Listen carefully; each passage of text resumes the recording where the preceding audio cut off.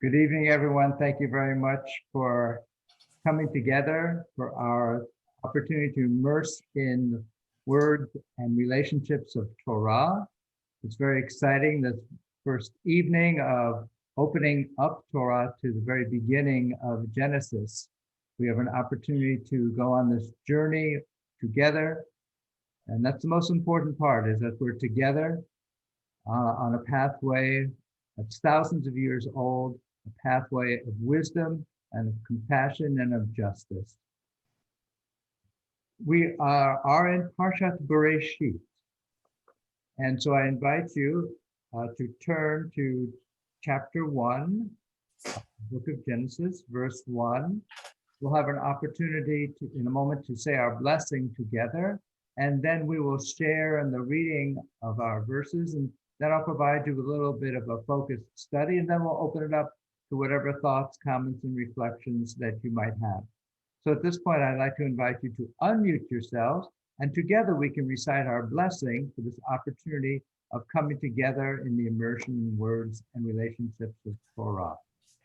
So together we can recite our blessing. Baruch atah Adonai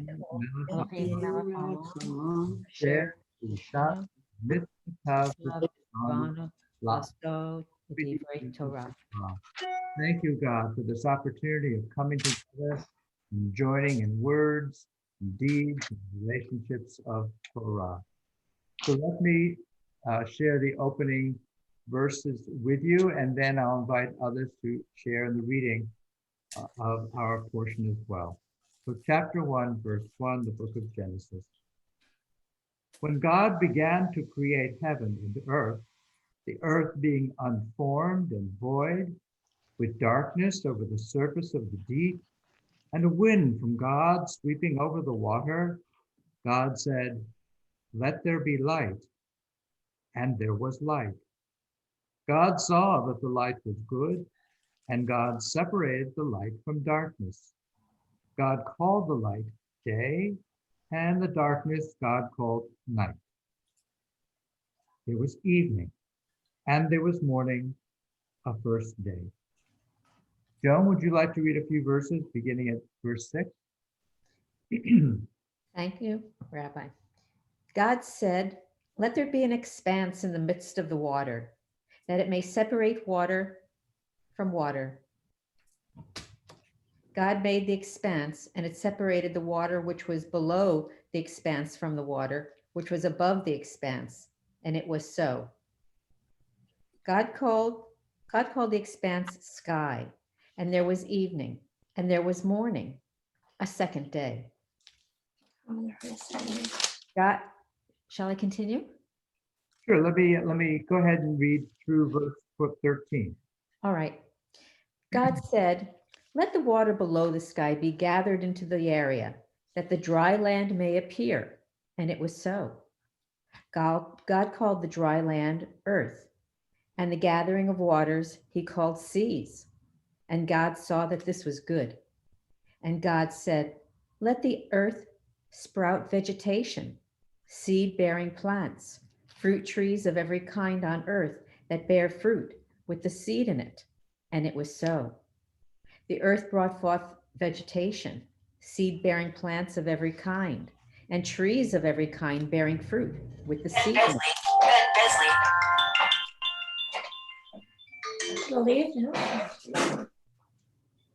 And God saw that this was good.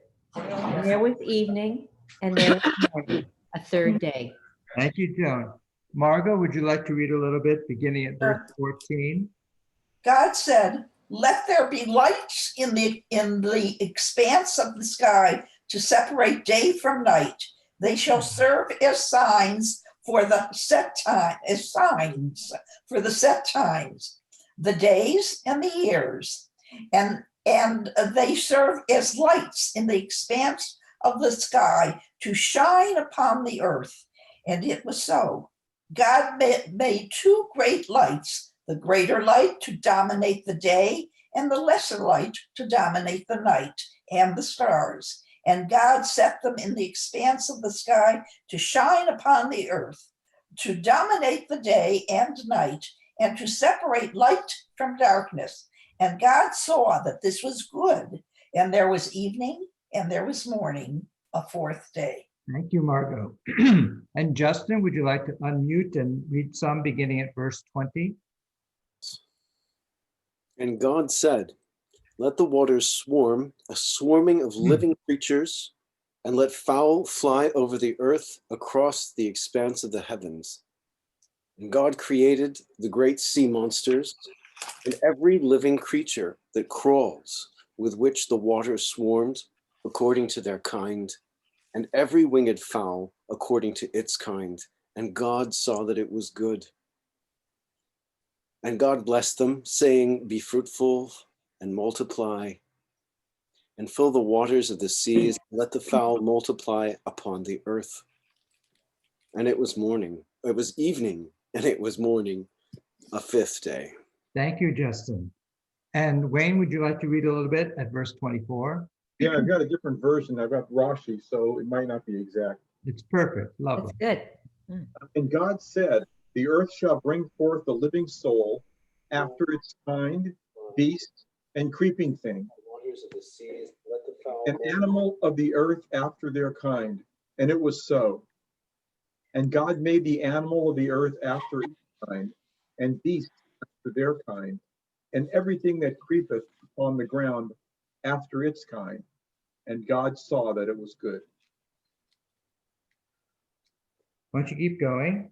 And God said, we will make man in our image, after our likeness, and they shall have dominion over the fish of the sea, and over the fowl of the heaven, and over the beasts, and over all the earth, and over every creeping thing upon the earth. Thank you. And now we're at verse 29. And Dave, would you like to read a little bit? And I'll invite everyone who's not currently reading to go ahead and mute yourselves.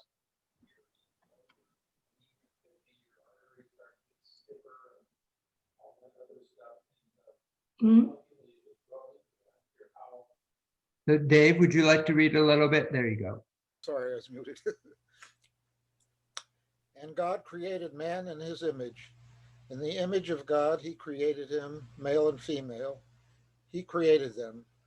God blessed them, and God said to them, be fertile and increase, fill the earth and master it, and rule the fish of the sea, the birds of the sky, and all living things that creep on earth. God said, see, I give you every seed-bearing plant that is upon the earth, and every tree that has seed-bearing fruit. They shall be yours for food. And to all the animals on land, to all the birds in the sky, and to everything that creeps on the earth, in which there is the breath of life, I give all green plants for food. And God saw that he had made and found it very good.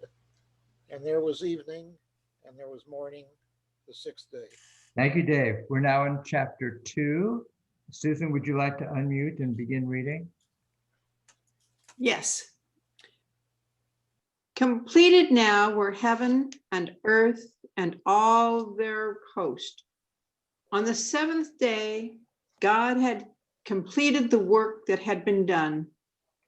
Ceasing then on the seventh day from all the work that God had done.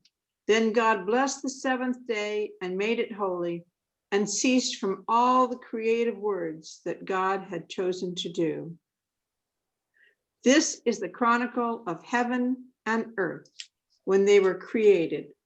On the day God made earth and heaven, no shrub of the field was yet on the earth, no plant of the field had yet sprung up, for God had not poured rain down upon the earth, and there was not a soul to till the soil. Though a foe would emerge from the earth and water the surface of the soil.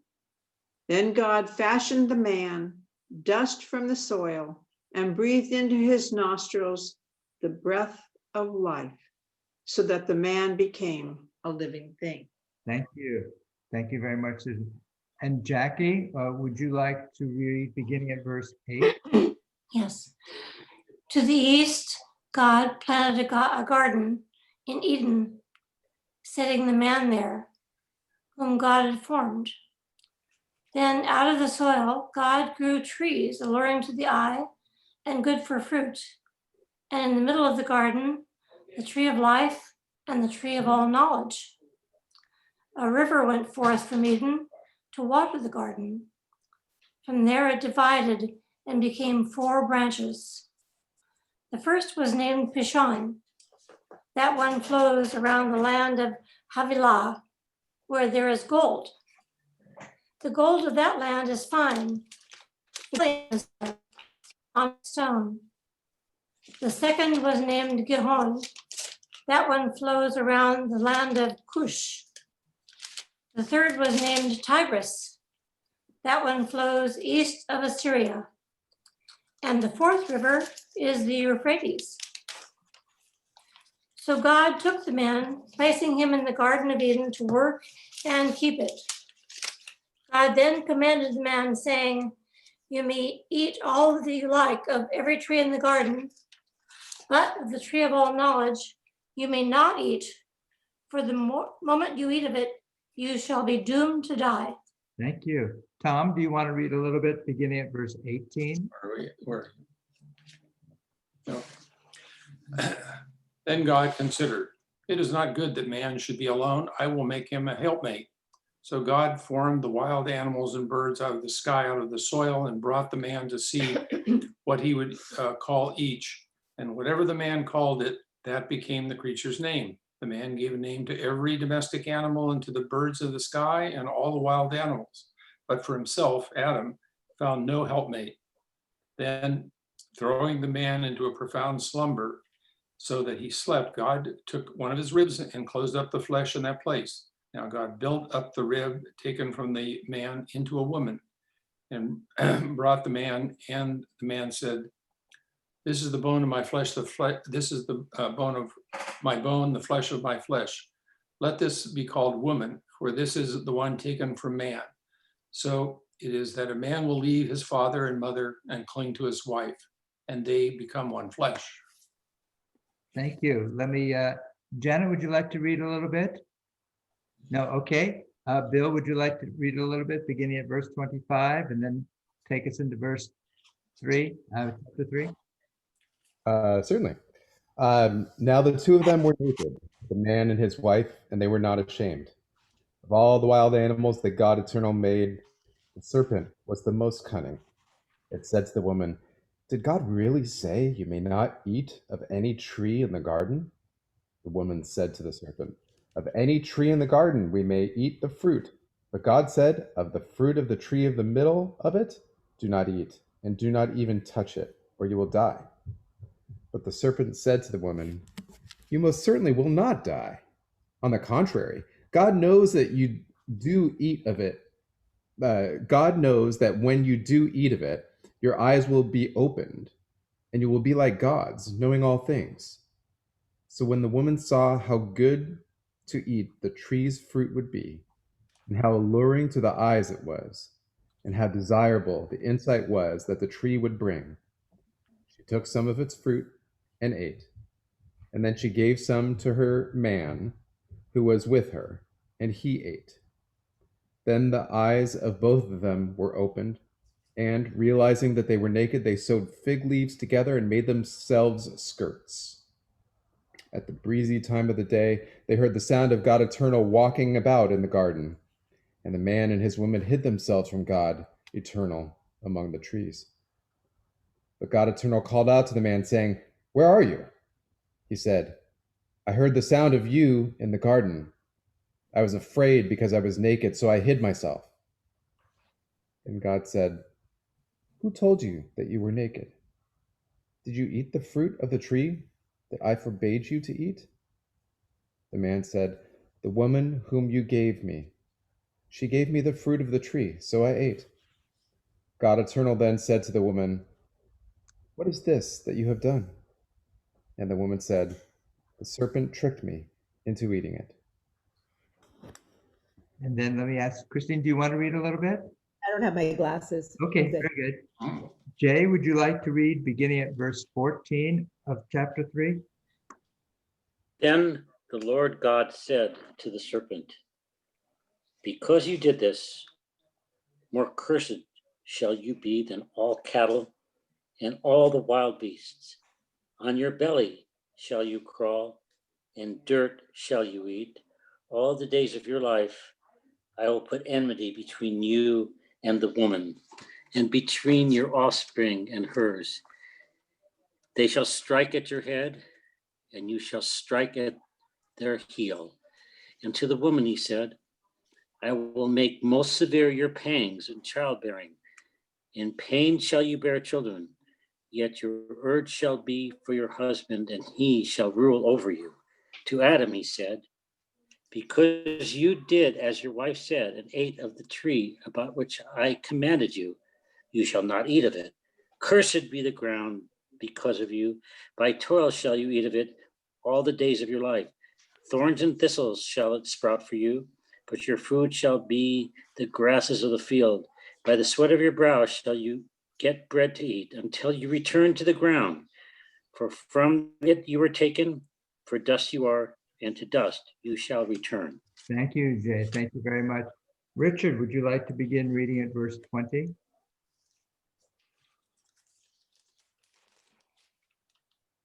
And you'll have to unmute yourself, Richard. Thank you.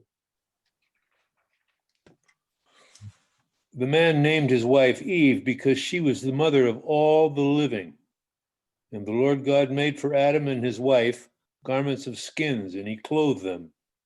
And the Lord God said, now that the man has become like one of us, knowing good and bad, what if he should stretch out his hand and take also from the tree of life and eat and live forever? So the Lord God banished him from the Garden of Eden to till the soil from which he was taken. He drove the man out and stationed east of the Garden of Eden the cherubim and the fiery, ever-turning sword to guard the way to the tree of life.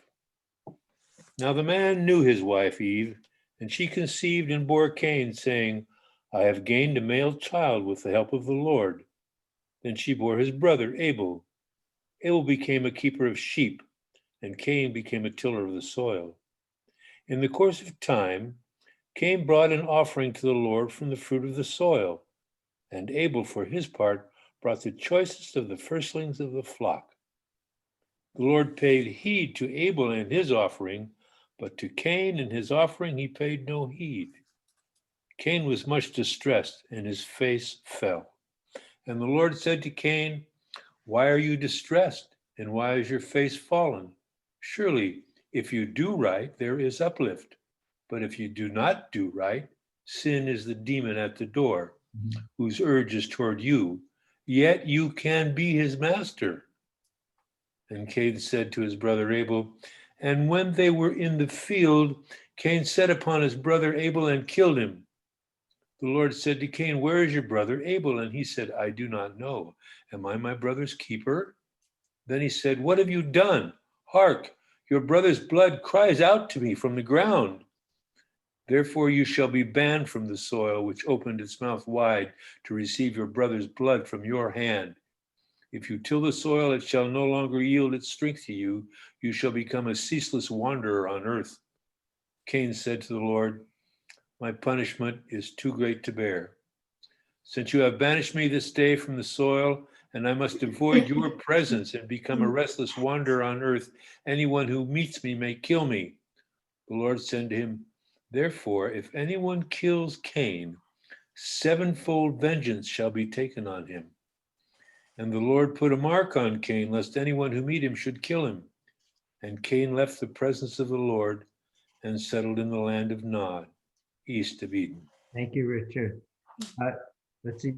Susan, would you like to read a little bit, beginning at verse 17?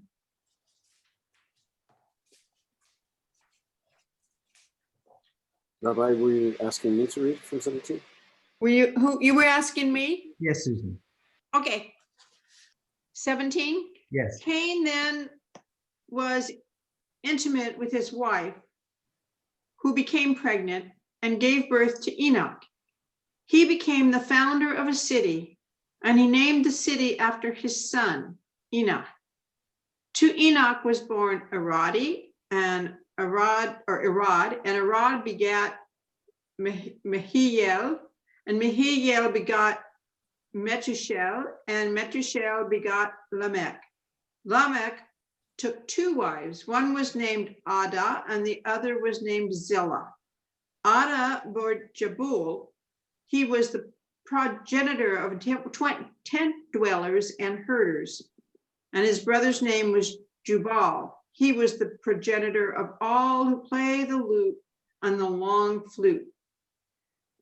As for Zillah, she too bore Tubal Cain, a smith, progenitor of every artisan who makes copper and iron tools. And Naamah was Tubal Cain's sister. Now Lamech said to his wives Adah and Zillah, "Hearken to me, wives of Lamech. I give ear to my speech. Because of my bruise, I've slain a man. Because of my wound, a lad. Cain is avenged sevenfold, and Lamech 77." Should I keep going? Sure, why don't you finish chapter 4 for us? Okay.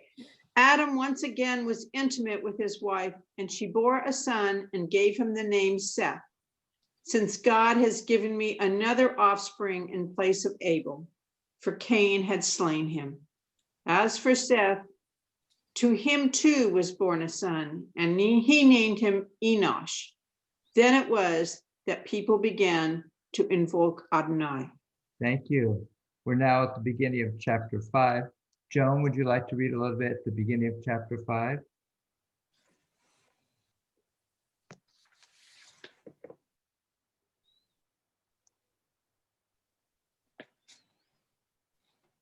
This is the record of Adam's line. When God created man, he made him in the likeness of God. Male and female, he created them. And when they were created, he blessed them and called them man. When Adam had lived 130 years, he begot a son in his likeness, after his image, and he named him Seth. After the birth of Seth, Adam lived 800 years and begot sons and daughters. All the days that Adam lived came to 930 years. Then he died. When Seth had lived 105 years, he begot Enosh. After the birth of Enosh, Seth lived 807 years, and begot sons and daughters. All the days of Seth came to 912 years. Then he died. When Enosh had lived 90 years, he begot Kenan. After the birth of Kenan, Enosh lived 815 years and begot sons and daughters. All the days of Enosh came to 905 years. Then he died. When Kenan had lived 70 years, he begot Mahalalel. After the birth of Mahalalel, Kenan lived 840 years and begot sons and daughters. All the days of Kenan came to 910 years. Then he died.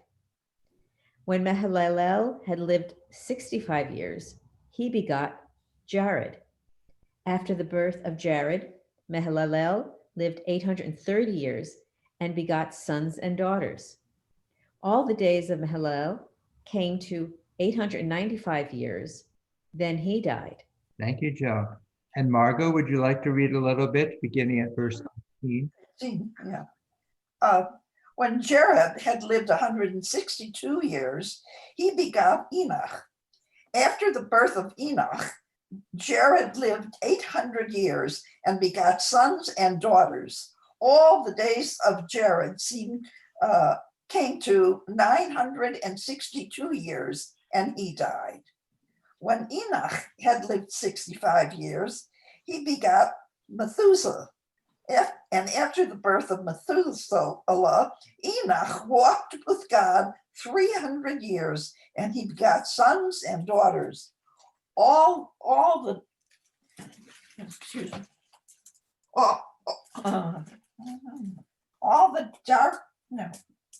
dark. Oh, I'm sorry. Okay. All the days of Enoch came to 365 years. Enoch walked with God, and then he was no more, for God took him. Should I finish it? Sure, let me ask, Justin, would you like to pick up from there in verse 25? Sure. Methuselah lived 187 years, and he begot Lamech. And Methuselah lived after he had begotten Lamech 782 years, and he begot sons and daughters. And all the days of Methuselah were 969 years, and he died. And Lamech lived 182 years, and he begot a son, and he named him Noah, saying, "This one will give us rest from our work and from the toil of our hands from the ground, which the Lord has cursed." And Lamech lived, after he had begotten Noah, 595 years. And he begot sons and daughters. And all the days of Lamech were 777 years, and he died. And Noah was 500 years old.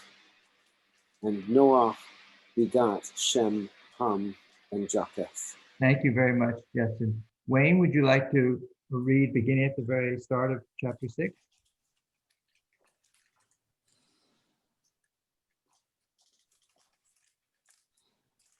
Unmute. And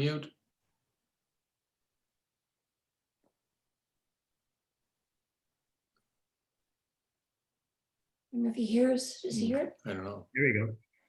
Learning our days.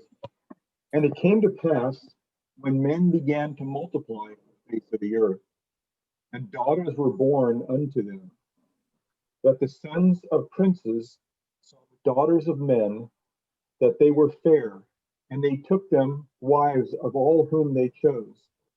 And the Eternal said, My spirit shall not henceforth pronounce judgment against man through their backslidings. He is only flesh, therefore his days shall be 120 years. There were the giants of the earth in those days, and also after that, when the sons of princes came unto the daughters of men, and they bare children to them. These are the heroes who were of old men of name. And the Eternal saw that the wickedness of men was great in the earth, and every imagination of the thoughts of his heart was only evil continually. And the Eternal repented that he had made man on the earth, and it pained his heart.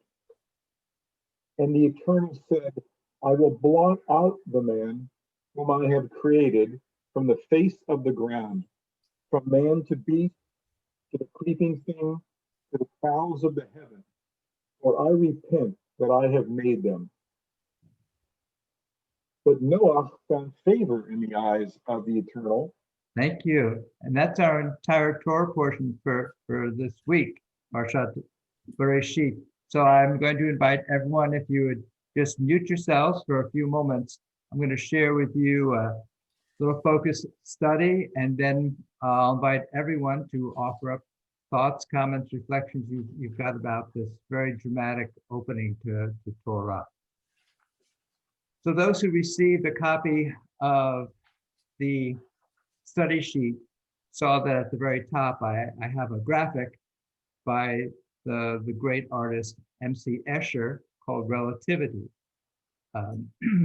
It's an etching in which you've got people going upstairs and downstairs and upside down, and it's a image in which the laws of gravity no longer seem to exist. It is a universe in which the very laws of the universe themselves have been suspended. It's a world in which there is confusion, and there's a world in which it seems difficult to know exactly where is a starting point, where is a point of reference to give me some sense of orientation in this world. Well, in a classic sense, great stories of origin, of a people's origin, of the origin of the universe are supposed to give us, at least in terms of the ancient telling of these stories, are supposed to give us some sense of clarification, some sense of foundational purpose, some sense of clarity of origin about how did all this come about? What's our relationship to all of this? Are we mere playthings of multiple divinities? Are we embedded in the very fabric of the universe itself, or are we separate from creation? So these are what the great mythological foundational stories are designed to do for us. They're designed to get us located. Who are we in relationship to everything that exists?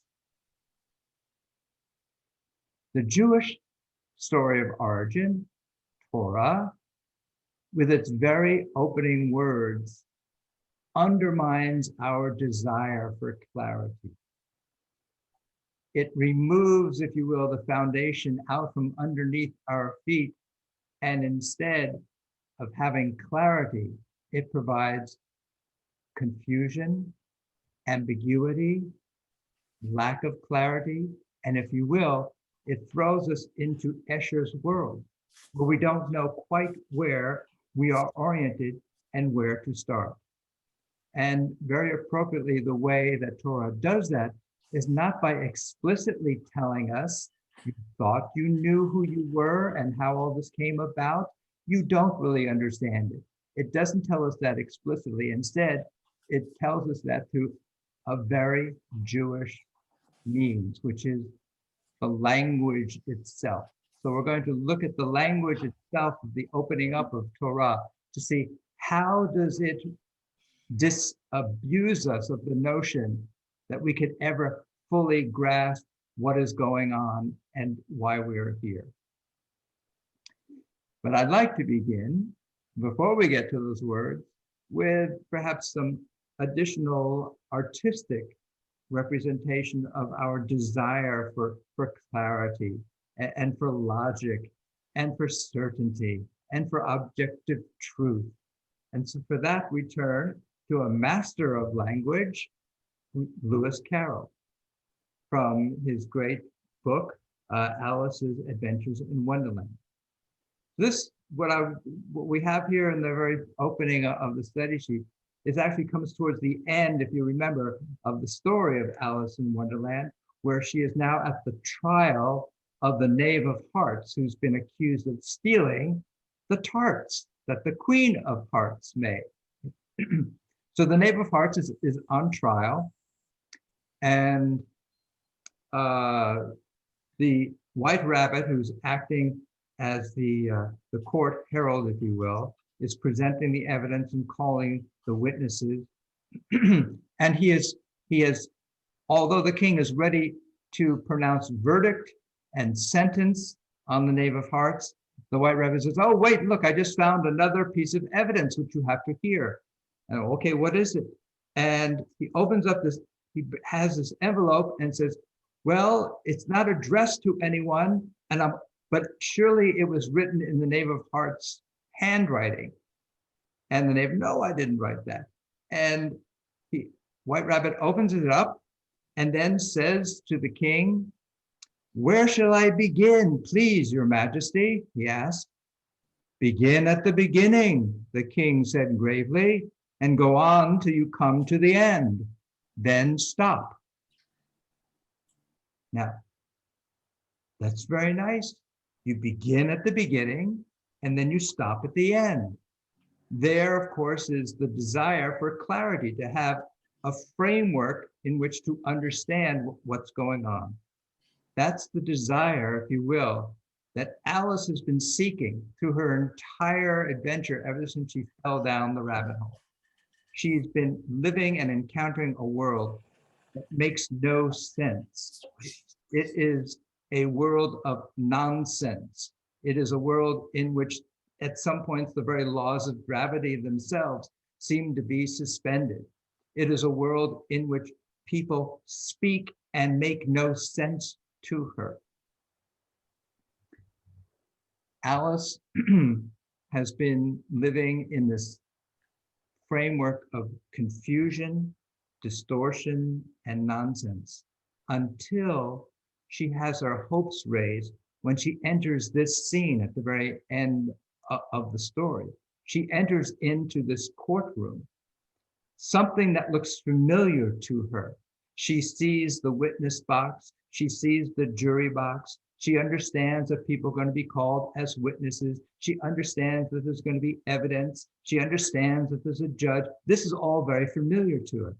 So now she finally has some, if you will, some hope that in the courtroom, there will be something that didn't exist throughout the rest of the journey. There'll be something that can be defined as objective and undeniable truth that will prevail.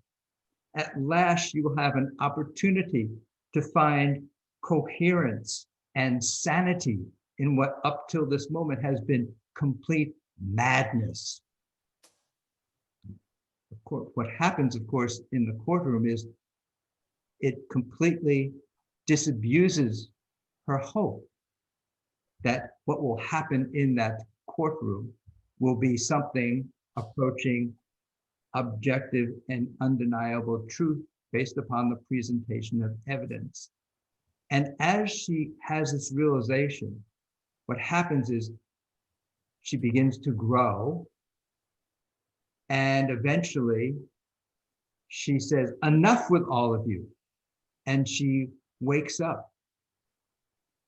And so it is her awakening from this world of nonsense that finally allows her to begin to, if you will, assert some kind of control over her life.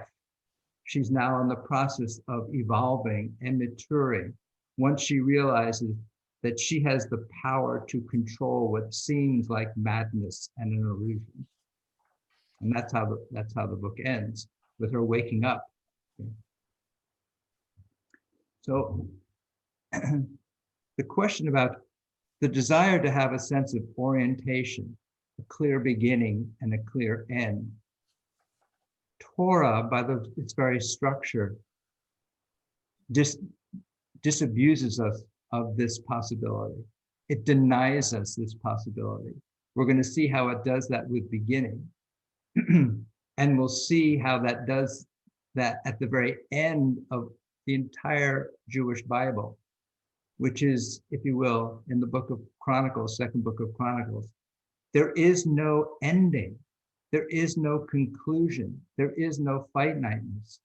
If you will, it is merely the opening line to the sequel of the Jewish Bible. When King Cyrus says to the Jewish people living in exile in Persia, says, okay, you can, now that I have conquered the Babylonians, all of you who have been living here in exile are free to go home and rebuild the temple. Who wants to do that? Who's ready to do that? And that's the way the Jewish Bible ends.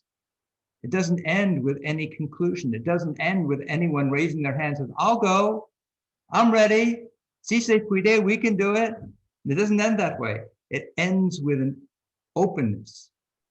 It defies the notion of an ending. So now that I've given you how the book concludes, we're going to see how it opens up. So I have here in number 2, the Hebrew for the very opening of what we've just read, which I'll just share with you in brief, the very first verse. B'reishit bara Elohim et hashamayim ve'et ha'aretz. That's the first verse. How to translate that verse? Well, many may be familiar with a translation that goes something like, in the beginning, God created the heavens and the earth. There's a problem, and it's a grammatical problem. This very first word in Hebrew, B'reishit, followed by the word bara, it makes no sense. It is, if you will, in the Lewis Carroll sense, it is nonsense. Because the word B'reishit doesn't mean in the beginning.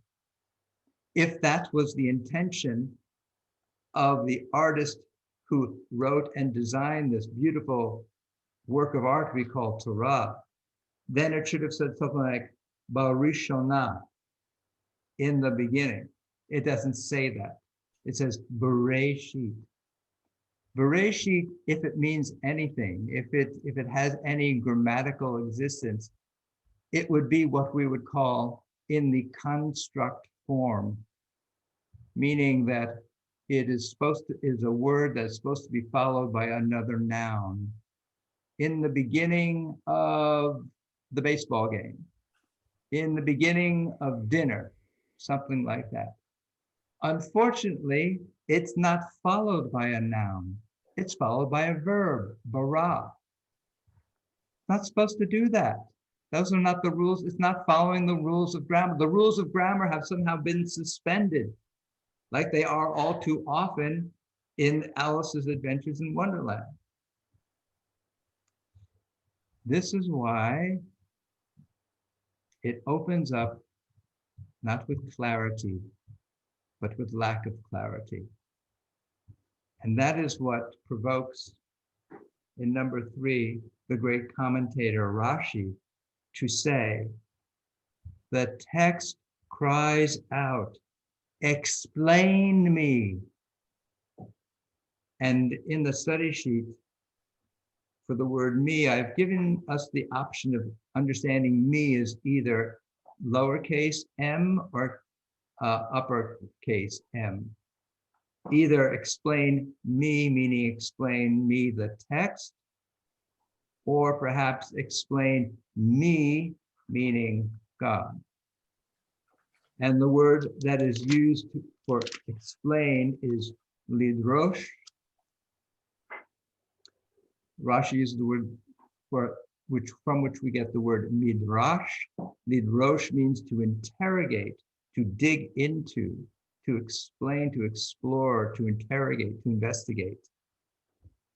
And so perhaps it's a lovely thing to ponder is Rashi saying the text is calling out, explain me the text, or I'm presenting you with something that is confounding as a way to provoke you to get to know me, the author of all of this. So Rashi explores. Now that we've been provoked into exploring what this could possibly mean, he provides us some possibilities. First possibility, he said, well, the way this has been grammatically constructed, it's clear that what we're being presented here with the opening of Torah is not a chronological explanation of how everything became created, because it says, B'reishit, God created heavens and earth, but that's not really true. That's not the first thing that God created. It's not till we get to verse 3 that God actually does something that makes something happen. And in verse 3, the first act of God is, let there be light. So there's something that's coming into existence, perhaps, called heavens and earth, but the first thing of definite, unique existence that God brings about is light.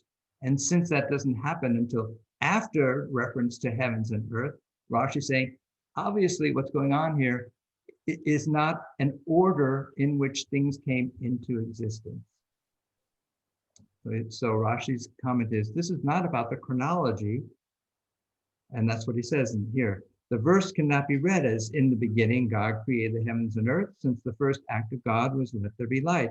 Thus, verse 1 does not come to teach us the order of creation. Verse 1 is telling us something must be important, but it's not about the order of creation itself. Then Rashi goes on, well, let's use another tool for understanding what's happening here. And the tool that he uses next is I recognize a word here. I've seen that word used in relationship to creation somewhere else in Tanakh, in the Jewish Bible, specifically in Proverbs.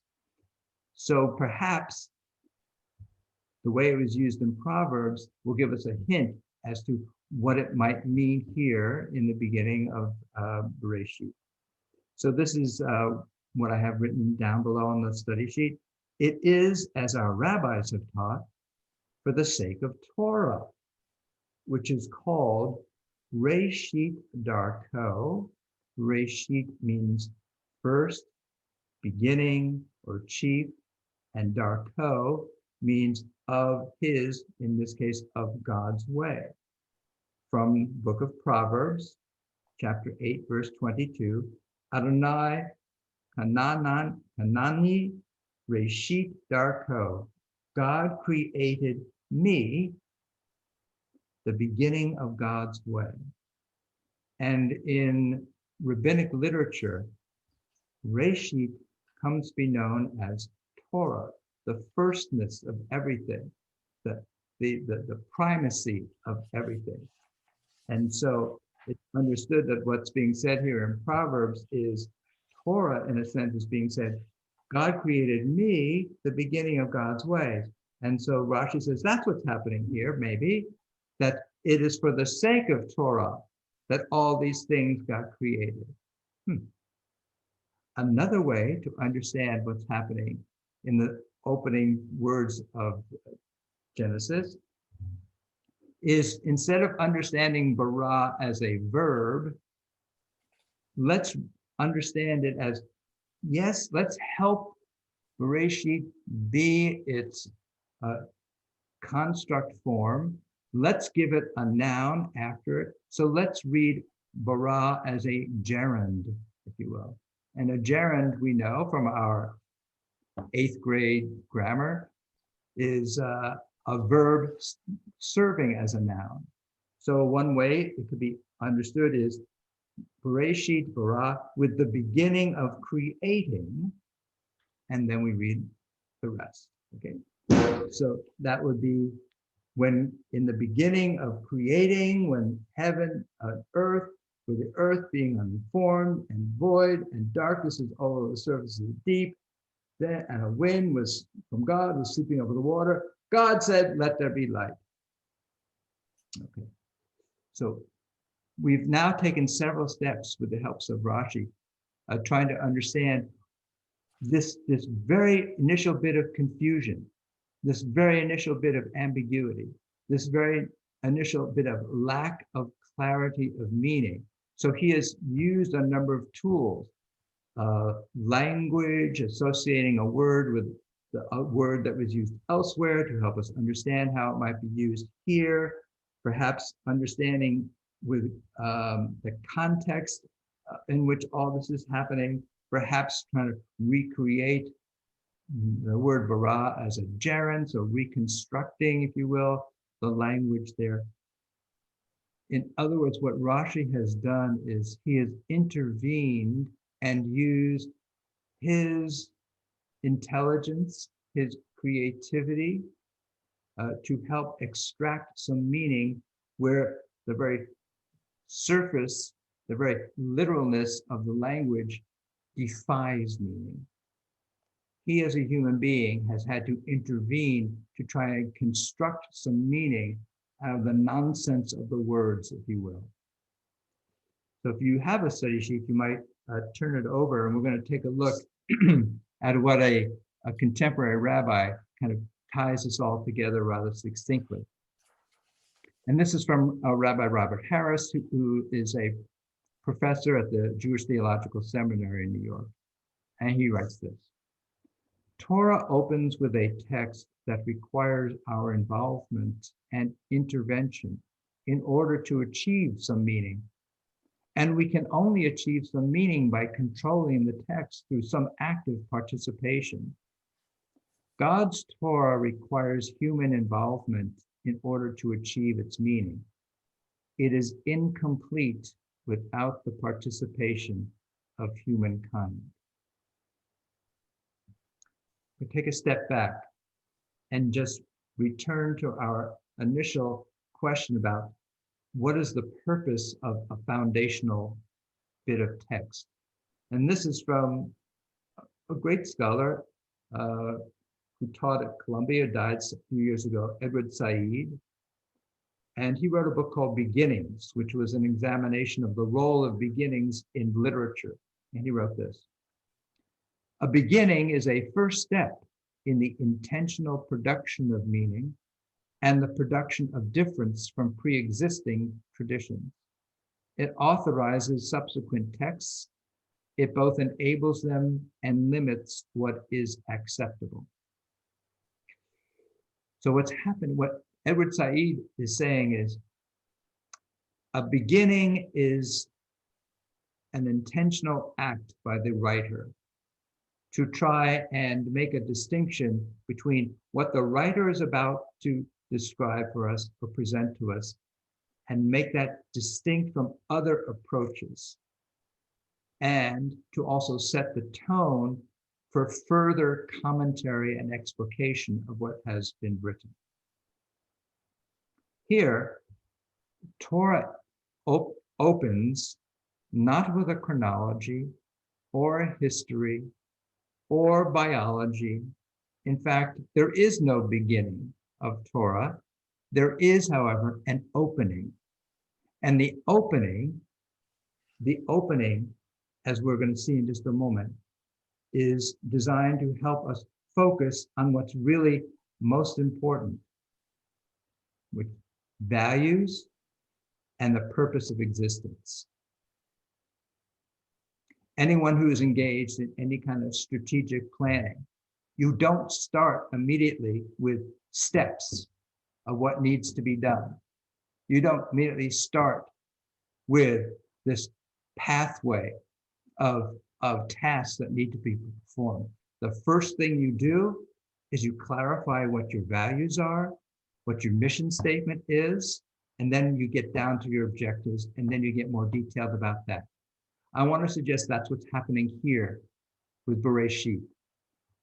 What the artist is doing, what the author is doing, the divine presence, if you will, is doing, is wanting us to be provoked, to be clarified, to help us clarify for ourselves, what are the values that are driving us? What is the very purpose of our existence? In the next couple of minutes, I want to take you through a few more bits of commentary here on the sheet to help make clear what I think these values are and what the purpose of existence is that has now been provoked from us as a result of a grammatical ambiguity in the very opening word. Number 6, as we went through our story here, we came upon chapter 1, verse 7. God separated the waters below from the waters above. Midrash spins with this and says this in number 7. They are crying like a family being torn apart. The lower waters long to go up in order to be reunited with their other half. This sense of separation, this sense of being torn from something that you were unified with, provokes this sense of longing and desire to be whole once again, to be reunited once again. Let's just follow that a little bit deeper.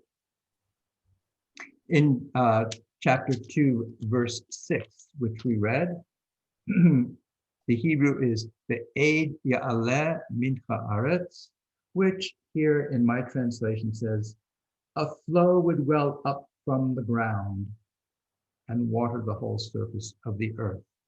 It is fascinating to think this notion of what here gets translated as some kind of flow.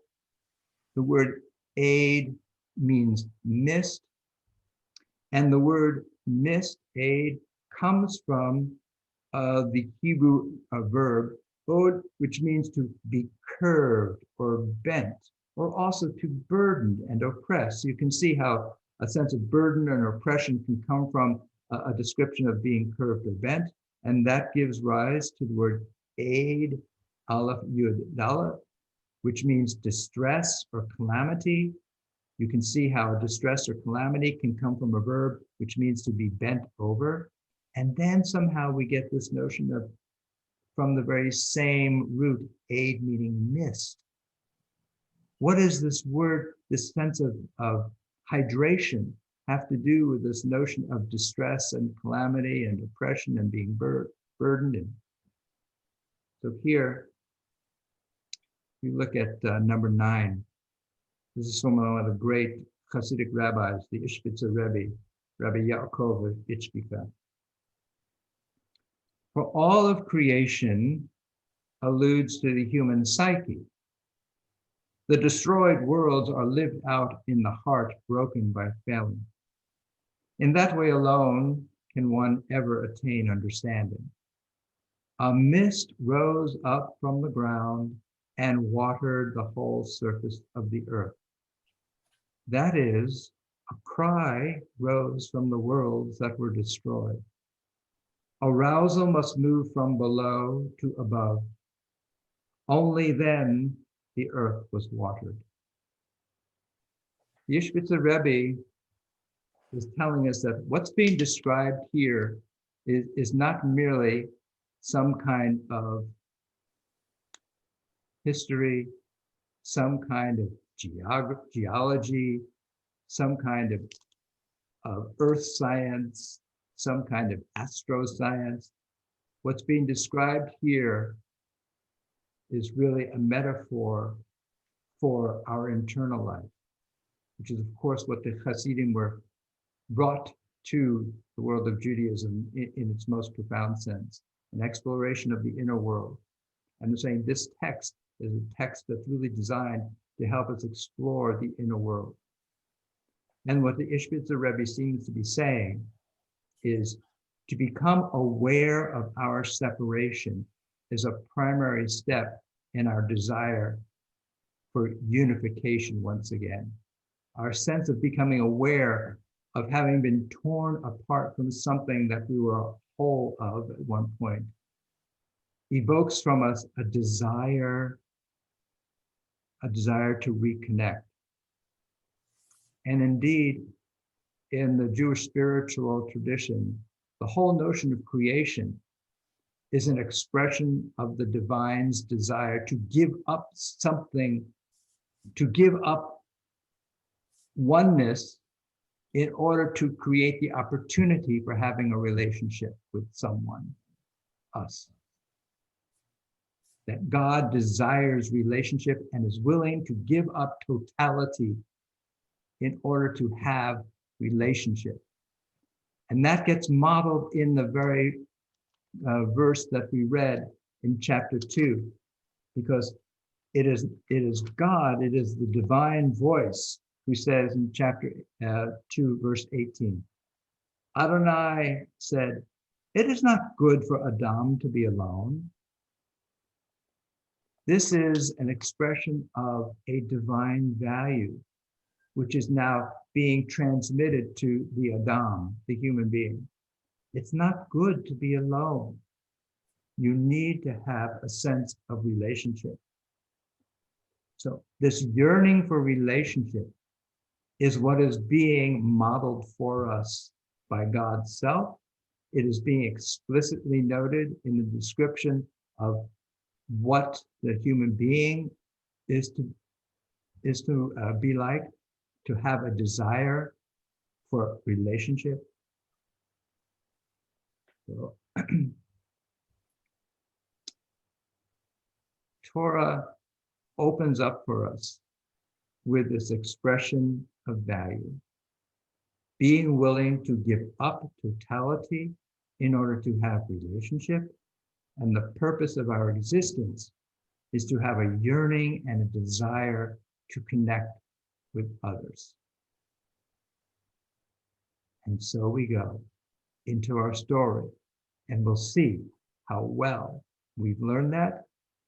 Alternatively, we can read our own stories and see how well we've learned that.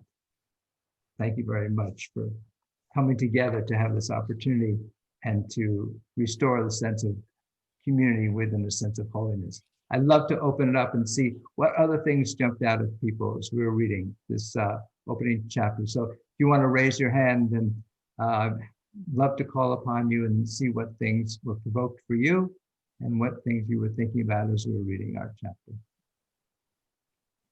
Okay, Wayne, did you want to share something? What do you how do you explain the exact detailing of the generations, and why is it important to know how old someone was, and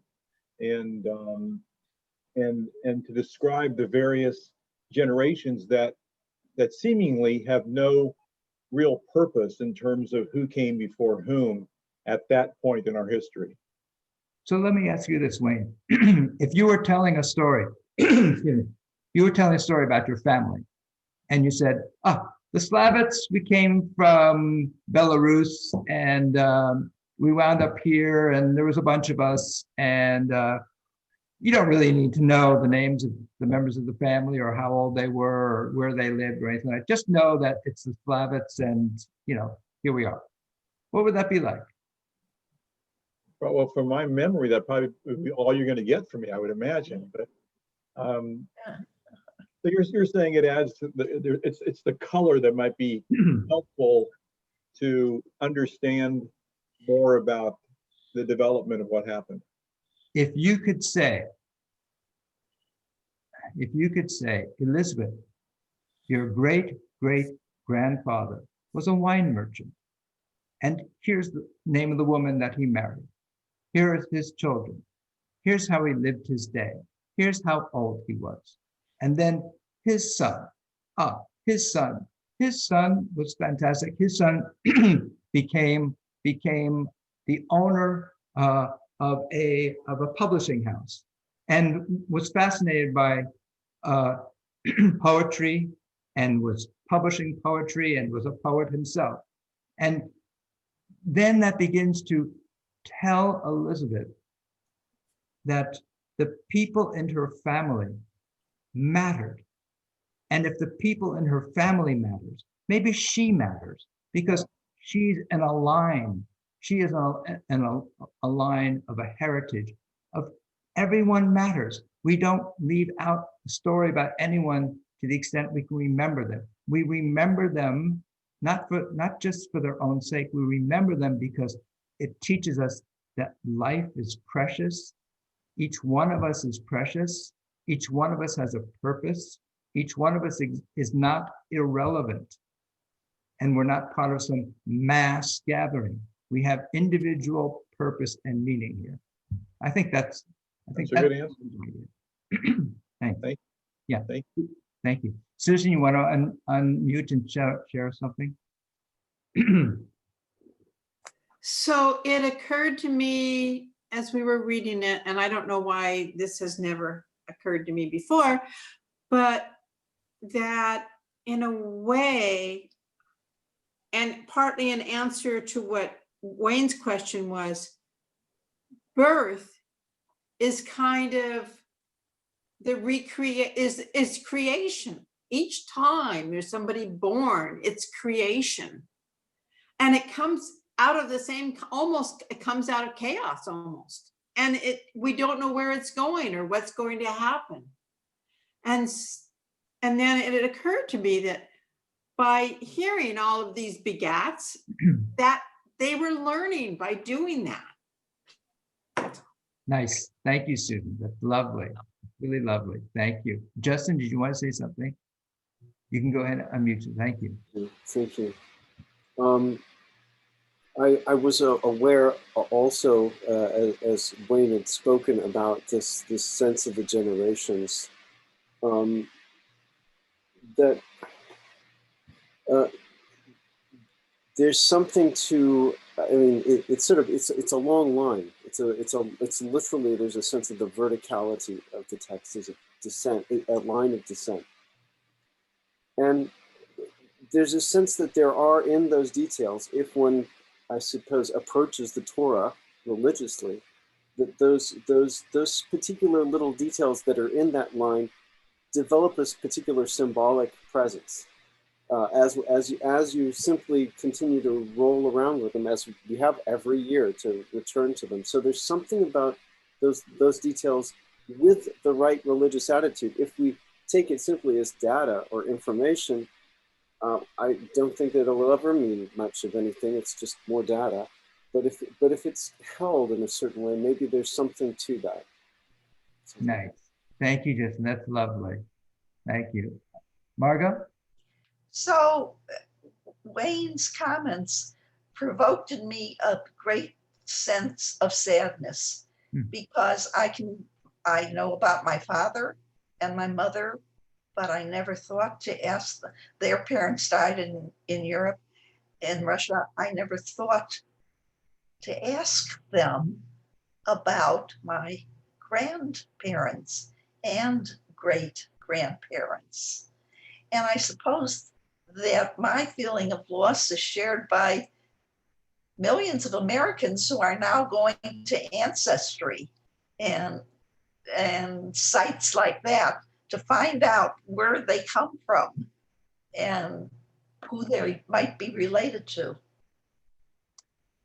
So I want to try and relieve us of some pain that we might be feeling for our lack of knowledge about some of our ancestry, because I think it is a modern condition to think less about the heritage, the context within which we have grown up, and to think primarily about forward movement, about the future, and that what is past and old is unhelpful. What's helpful is what will move us forward. So ancient societies celebrated heritage, they celebrated foundations. And with modernity, that seems to be more of we view that as more of a constraint. The past is a constraint on the future rather than nurturing ground for the future. So I am one of those who also embraced modernity and embraced future orientation and what can get us further down the road. And I think many of us are in that state as well.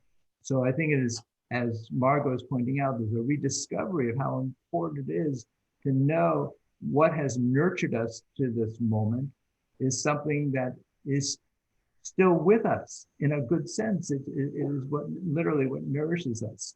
And so there's a desire to rediscover that, to help us have a sense of rootedness and not just being centripetally spun off into the future with no contact with the past. So thank you very much, Margot, and Wayne as well for helping us get there. Richard, go ahead and unmute yourself. Yes, thank you. Wayne's comment and Susan's comment, and I was comment all kind of dovetailed with this thought I've had since seeing that word in, doesn't say when it was created. It's a gerund, it's not a past tense. And as you say, the end of Chronicles is not the end of the story. And what someone said about birth is it's creation, it's always ongoing, it's continued to be ongoing. And we're in it. And whether it ever ends or not, we don't know, but we're all involved in this process. And one of the things that struck me about the old people in the old days and all these names, I thought, yeah, the more you read it, each year after year after year, they become part of what's in your head. Suddenly it's not just a name and data, it's, oh, those guys, Jubal and Jubal, oh yeah, I remember them. And I've got a stack of photographs that were taken in Minsk, like the size of baseball cards that were trading cards that you give to your friends, that are from my grandparents and my great-grandparents in Belarusia. And there's one that's on the back of it, I can see in my mother's handwriting. This was my mother's aunt's baby, her cousin. And at the age of 3, and I look at the face of that child, and that's my brother. Those are the same genes I have. And I see, oh, it's not to go back and glorify what their life is like and how we've lost it. No, that's still alive. That stuff is still going on through me in some way. And the other thing on a different topic was that I wanted to say was about Cain is sent out, and he said, anybody who touches Cain is in big trouble. And I'm thinking, well, Cain did evil. He did this thing, you know. Why is he getting this by? What's the deal? What is God's purpose in having him continue to walk out there? And paired against the notion that these Nephilim or other beings came in and made peely-mealy with the women, and nothing but evil came out of that stock. And that made God sorry that he ever made the earth. But it wasn't because of what man did. It's what these other gods or whatever they were did. So I'm caught up with trying to understand how he's so upset that they're doing evil, but he's insistent that Cain in some way get a buy, that anybody touches him gets 7 times 7 over. And there's some reason he has, or she has, to keep some evil in the world. And I noticed when people read in tonight, nobody had a translation which said that the tree was the tree of good and evil. It just said the tree of knowledge. Mine says good and evil. And mine does too. And later on, there's some good and bad, but there's something about the necessity of having some modicum of bad and the difference between bad and good here for us to experience and deal with. But God forbid it should take over everything by having people come in from some other realm and mess things up. That's all I got. Beautiful. Thank you, Richard. Thank you. Tom, did you want to share something? Hi. Well, first of all, I'm really disappointed in Wayne that he can't take this at face value. I mean, Wayne, you got to be careful. You're going to get erased from the book of life. I'm going to tell you that. Shape up. So, my reading, it's a monotheistic religion, but then at 26 it says, let us make human beings in our image and let them be in our likeness. And can you explain that again, Rabbi?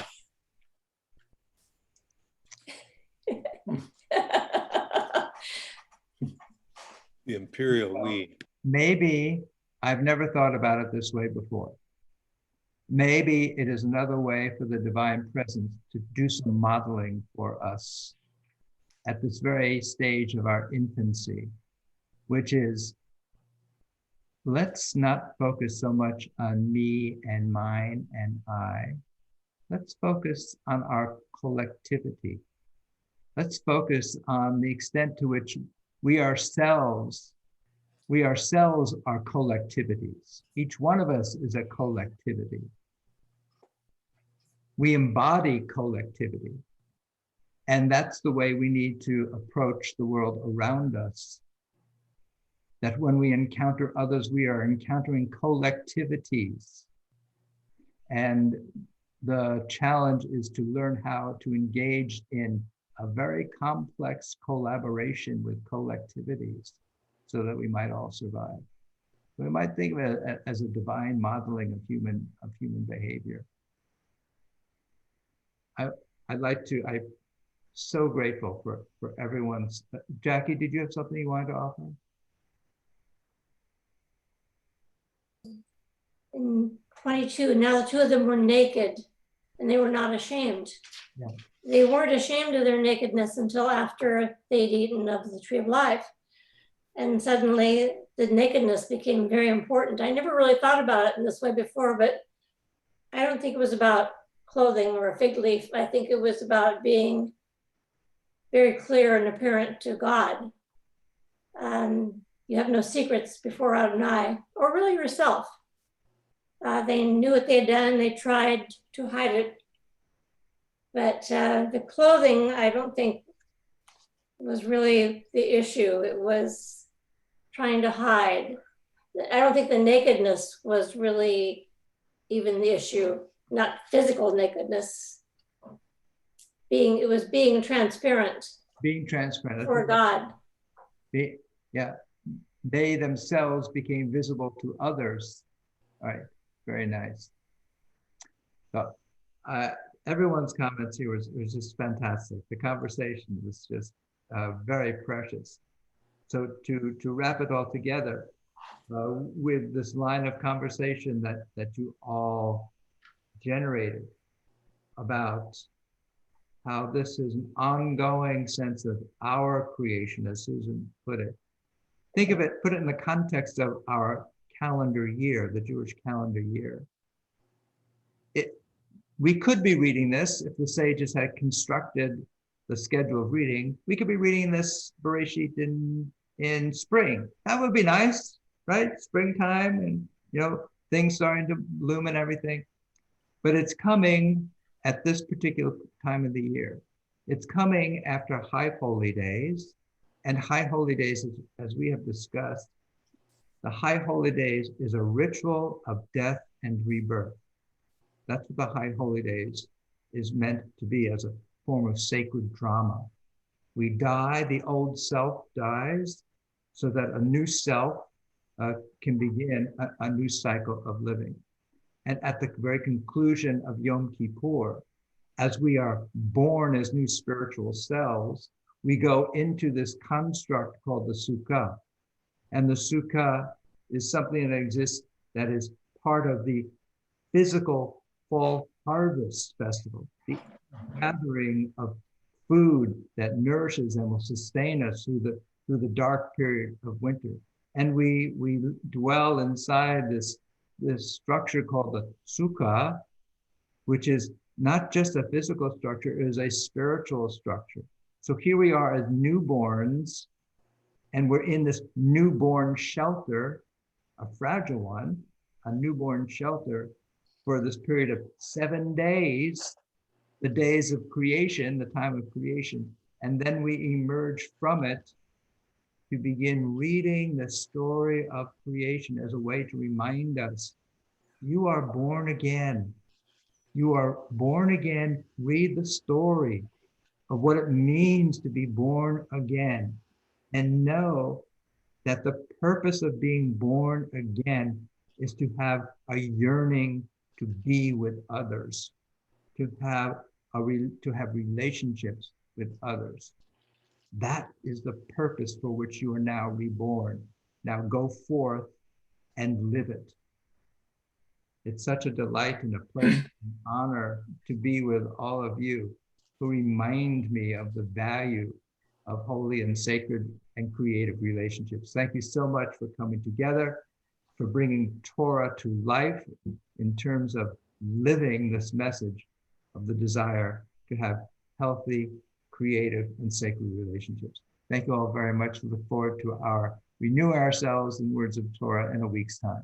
Thank you very much. Thank you very Bye, shalom. much. Great. Seeing everyone. A sukkah is a crib. Thank you, everybody. Thank you.